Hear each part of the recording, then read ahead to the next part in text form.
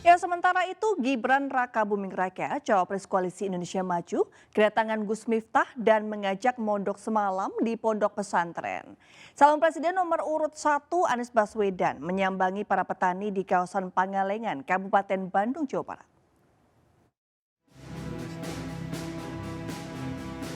Pengasuh pondok pesantren Ora Aji Sleman, Gus Miftah, menemui calon wakil presiden nomor urut 2, Gibran Raka Buming Raka di Balai Kota Solo. Dalam pertemuannya, Gus Miftah menilai pasangan Prabowo dan Gibran, calon presiden dan wakil presiden yang mempunyai perhatian besar terhadap kiai kampung. Gus Miftah juga akan mengajak Gibran untuk menemui para kiai.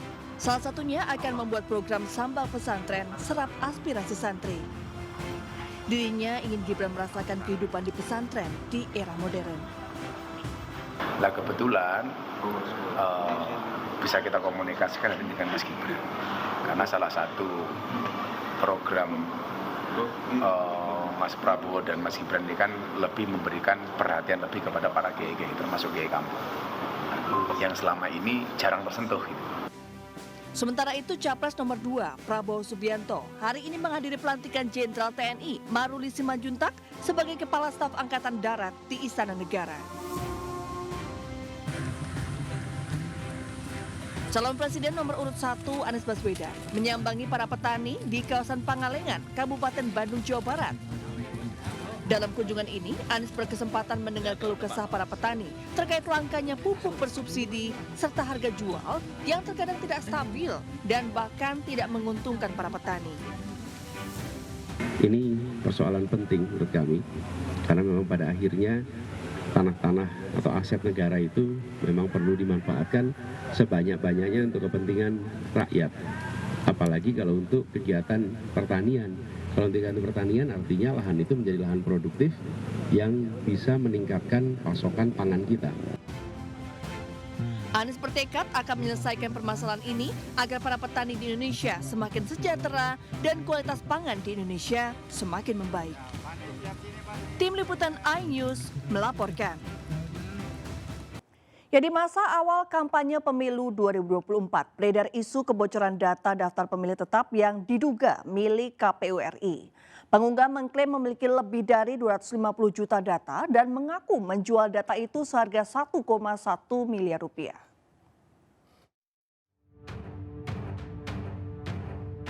Komisi Pemilihan Umum mengaku tengah menelusuri perihal kebocoran data pemilih tetap pemilu 2024. KPU menerangkan data tersebut bukan hanya dimiliki oleh KPU, tetapi juga Bawaslu dan partai politik peserta pemilu 2024. Data yang diklaim milik KPU itu dibocorkan oleh akun bernama Jimbo Bridge Forums. Sampel data memuat nama, nomor induk kependudukan, tanggal lahir, dan juga alamat. Pengunggah mengklaim memiliki lebih dari 250 juta data dan dijual seharga 1,14 miliar rupiah. Ketua Komisi Pemilihan Umum menerangkan akan menindaklanjuti laporan tersebut dengan lembaga Cybercrime Polri, BIN, BSSN, dan Kominfo.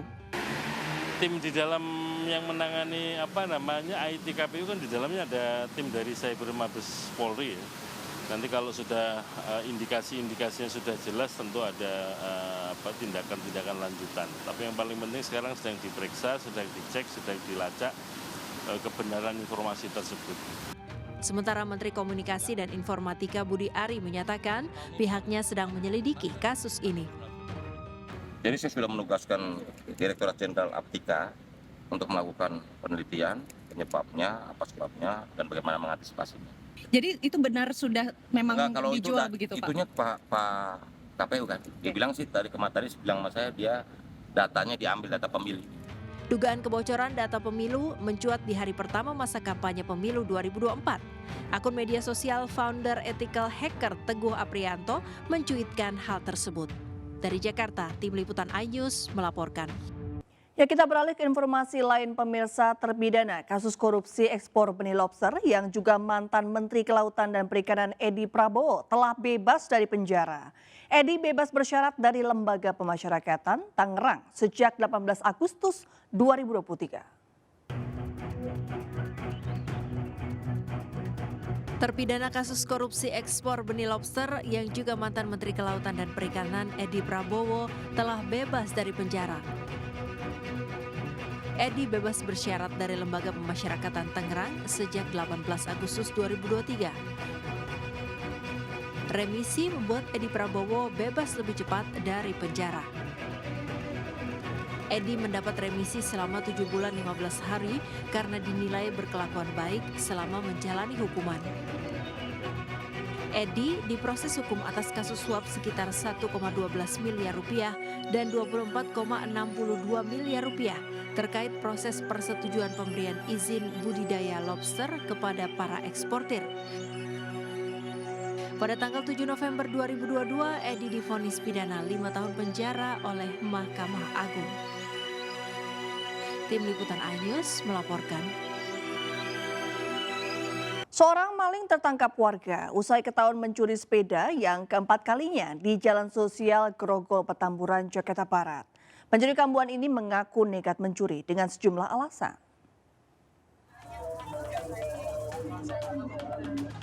Seorang pria ditangkap warga usai ketahuan mencuri sepeda di Jalan Sosial Grogol Petamburan, Jakarta Barat. Pelaku mengaku nekat mencuri untuk biaya berobat bapaknya yang sakit dan memohon untuk tidak dipolisikan. Pelaku sudah 3 kali melakukan pencurian sepeda, namun naas untuk yang keempat kalinya pelaku akhirnya tertangkap. Sering sih, itu udah keempat kalinya di sini dia maling sepeda tuh. Ketiga kalinya berhasil, keempatnya gagal. Di sini gagal. Katanya untuk apa Bu dia maling Bu? Nah, ceritanya aneh-aneh ya, katanya orang tuanya sakit, yang pertama katanya anaknya sakit. Ya nggak tahu ini, nggak sinkron gitu jawaban dari yang awal sampai akhir tuh nggak sama. Meski demikian pelaku tidak ditahan di Polsek Tanjung Duren, melainkan diserahkan ke Panti Sosial Kedoya untuk direhabilitasi. Dari Jakarta, Miftahul Gani, iNews melaporkan. Mengedarkan uang palsu yang dibeli secara online, seorang remaja di Pangandaran, Jawa Barat dibekuk polisi. Bukan hanya itu saja, polisi juga berhasil menangkap si penjual warga Pasuruan, Jawa Timur berikut 168 juta uang palsu dan sejumlah barang bukti lainnya. Penggeledahan uang palsu, Jawa Timur, Pasuruan. Seorang penjual uang palsu berhasil ditangkap Satreskrim Polsek Pangandaran di rumahnya di Pasuruan, Jawa Timur. Pelaku AA ditangkap berdasarkan dari pengembangan kasus UPAL. Dari tangan pelaku AA, polisi berhasil mengamankan 168 juta uang palsu dan sejumlah barang bukti lain. Sebelumnya polisi berhasil menangkap seorang remaja berinisial HSM, warga Pangandaran yang memakai uang palsu di salah satu minimarket. HSM membeli uang palsu dari AA melalui aplikasi jual beli online dan ditemukan drop point pengiriman uang palsu dari Pasuruan, Jawa Timur. Melihat press release dari satu instansi kepolisian entah di mana, tetapi di situ dijelaskan rinci, akhirnya yang bersangkutan mencoba mencatat dan sudah menjual, berhasil ke tersangka pertama. Totalnya berapa juta Pak yang jumlahnya berapa? Jumlahnya 166 juta lebih. Pelaku terancam undang-undang tentang mata uang dengan ancaman pidana penjara 15 tahun dan denda 50 miliar rupiah. Dari Pangandaran, Jawa Barat, Irfan Ramdiansyah, iNews melaporkan. Seorang remaja di Kabupaten Semarang, Jawa Tengah yang sedang memancing ikan di sungai terjebak banjir yang datang tiba-tiba. Proses evakuasi berlangsung dramatis karena korban hanya bertahan dengan berpegangan pada batu besar di tengah derasnya aluran air.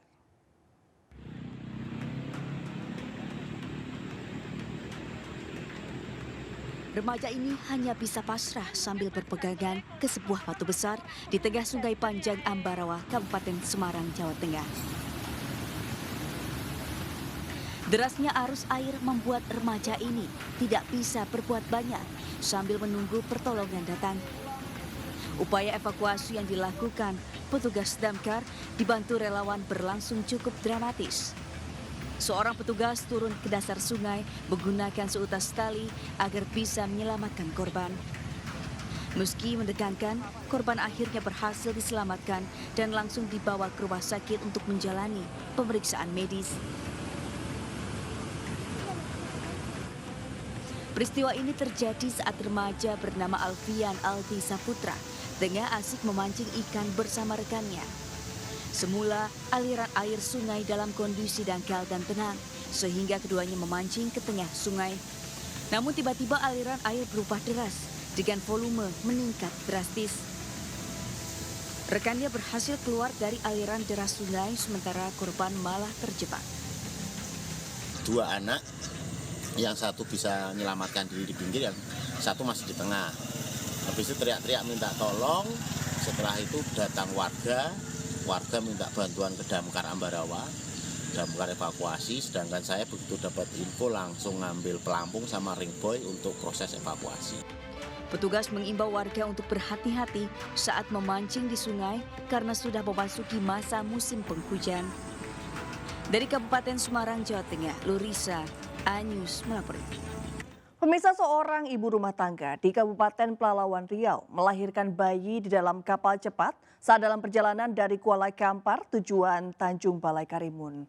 Dengan pertolongan bidan puskesmas, bayi berjenis kelamin perempuan berhasil lahir dengan selamat.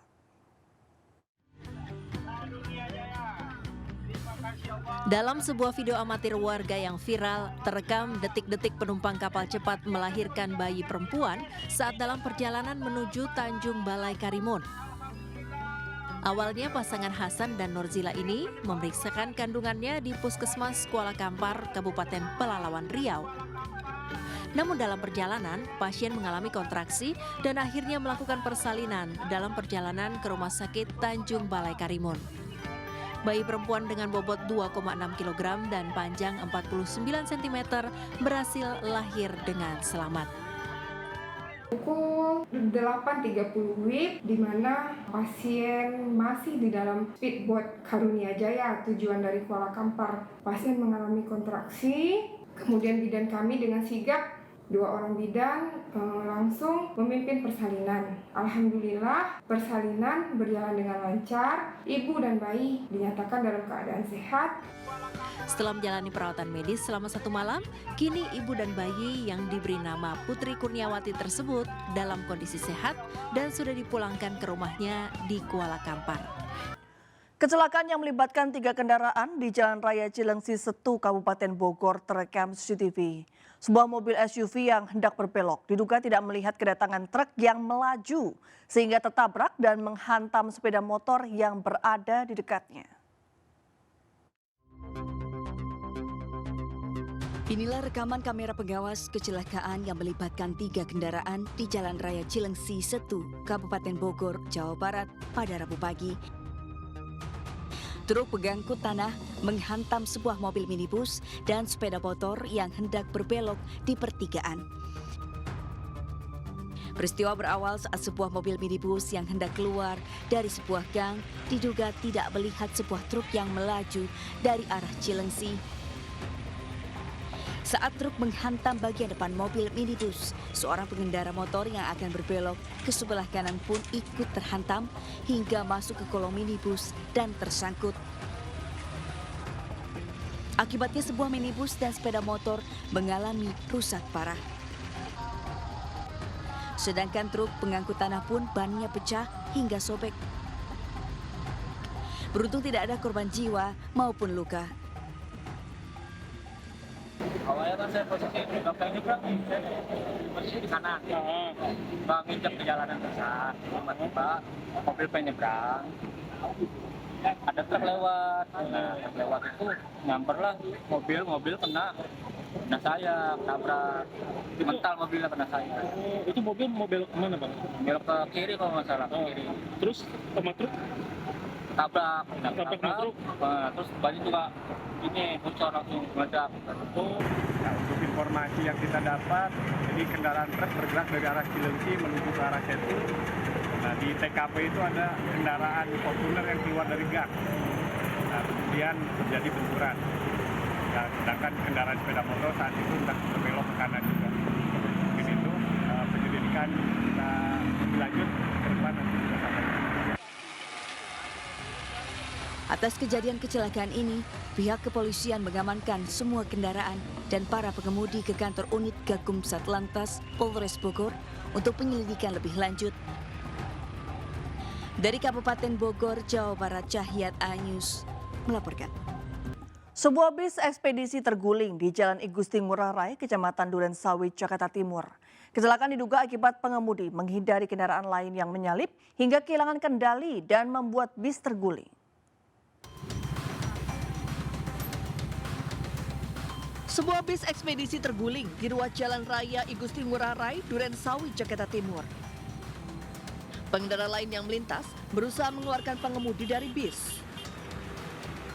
Setelah itu, kondisi bis yang menutup jalan juga dikembalikan ke posisi semula. Kecelakaan bis terjadi diduga karena pengemudi menghindari kendaraan lain yang menyalip hingga membuat bis kehilangan kendali dan terguling. Ya biasanya kayaknya kayak gitu tadi kalau nggak salah dengarnya nih. Menghindari motor. Dari motor. Oh, sempat ada nabrak kendaraan lain nggak? Nggak ada. Nggak ada ya? Oh, cuman truknya aja yang terguling sendiri, kecelakaan tunggal gitu ya?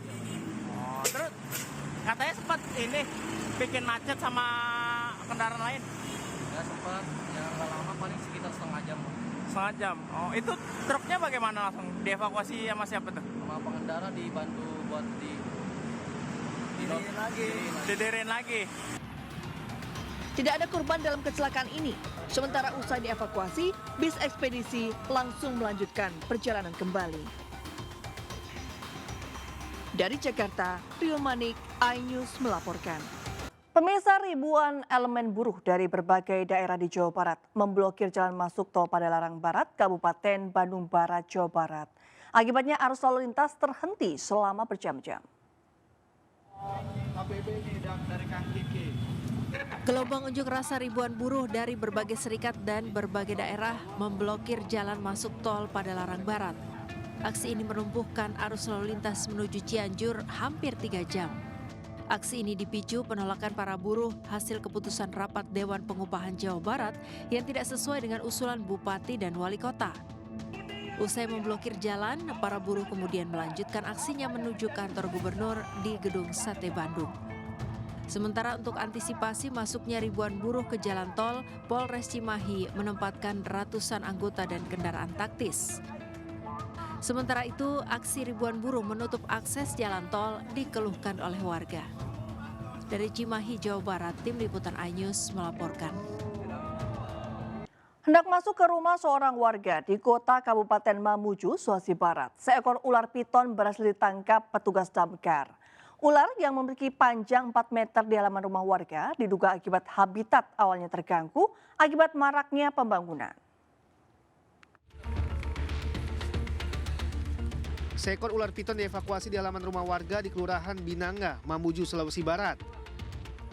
Tim Animal Rescue Damkar Mamuju diturunkan ke lokasi melakukan penangkapan ular dengan menggunakan tongkat penjepit. Meski sempat mendapat perlawanan, akhirnya ular dengan panjang kurang lebih 4 meter berhasil ditangkap. Ular masuk ke pemukiman warga diduga akibat habitat awalnya terganggu akibat maraknya pembangunan. Itu masuk rumah warga ya, Kak? Masuk rumah warga di belakang pekarangan. Berapa meter itu, Kak? Ya kurang lebih 4 meter. 4 meteran. Itu jenis ularnya apa, Kak? Sanca kembang, piton sanca kembang.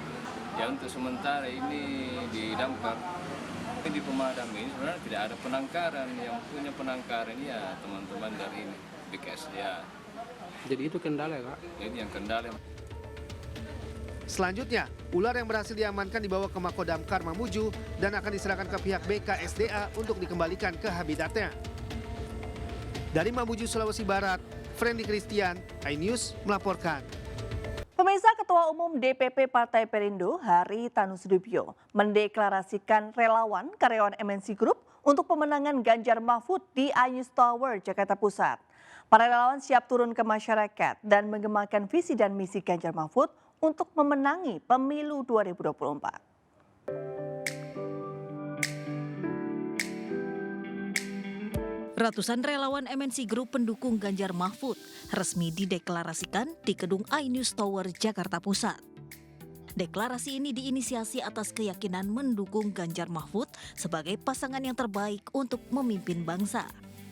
HT juga memberikan pembekalan dan membakar semangat para relawan untuk memiliki prinsip keyakinan serta jiwa militansi saat turun ke masyarakat. konstituen untuk supaya ikut memilih Ganjar Mahfud. Caranya bisa dengan pendekatan keluarga, famili, dan juga tentunya kerabat, rekanan. Ya mereka kan punya jaringannya sendiri. Kalau orang sudah punya niat dan sudah punya komitmen, saya pikir tanpa perlu disuruh-suruh lagi mereka akan bergerak karena sudah dari hati mereka sendiri. Terbentuknya relawan karyawan MNC Group disambut optimis para karyawan karena Ganjar Mahfud dinilai sebagai sosok yang tepat untuk Indonesia. Tadi ketemu udah sampaikan juga ada itu memang itu orangnya, orang yang sederhana, tidak memperkaya diri, dan kesimpulan kami inilah orangnya. Mahfud Ganjar Pranowo dan Mahfud MD itulah yang terbaik untuk bangsa dan negara, untuk memimpin bangsa dan negara.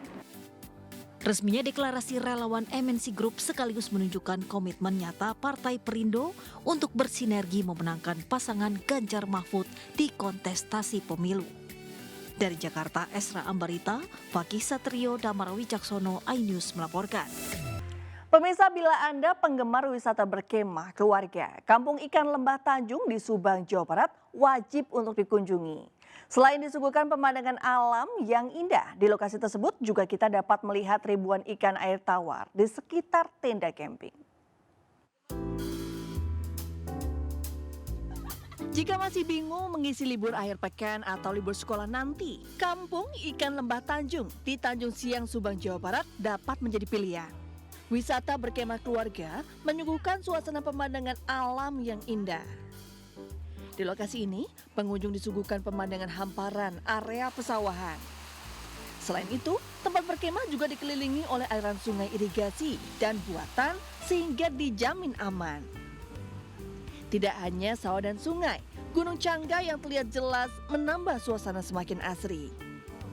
Aliran irigasi penuh ikan yang berada tepat di belakang tenda menjadi daya tarik tersendiri. Pengunjung juga dapat mengajak anak-anak bermain ikan sambil mendapatkan edukasi tentang berbagai jenis ikan air tawar. Di malam hari, pengunjung juga dapat menyalakan api unggun sembari membakar ikan segar hasil tangkapan di sekitar tenda camping. Biarnya dia ada sungai buat manen anak-anak ya. Sungainya bisa nyemplung untuk cetek. Udah gitu ada pemancingan free lagi, kita mancing sekilonya free. Sawah juga. Sawah ya. Katanya dia ada mau edukasi nanti pagi ini ikan lele ya. Wisata Kampung Ikan Lembah Tanjung ini adalah wisata akomodasi camping yang kita kolaborasikan dengan Edu Wisata Ikan. Jadi wisatawan bukan hanya sekedar camping bersama keluarganya, tetapi bisa belajar dan mengenal ikan-ikan air tawar, kemudian cara budidaya ikan itu seperti apa, dari awal sampai penjualan, kurang lebih seperti itu. Untuk dapat berkemah di Kampung Ikan Lembah Tanjung, pengunjung hanya perlu mengeluarkan kocek mulai dari Rp50.000 per orangnya. Pengunjung juga dapat fasilitas memancing dan memberi makan ikan. Dari Subang, Jawa Barat, Yudi Heriawan Juanda, iNews melaporkan.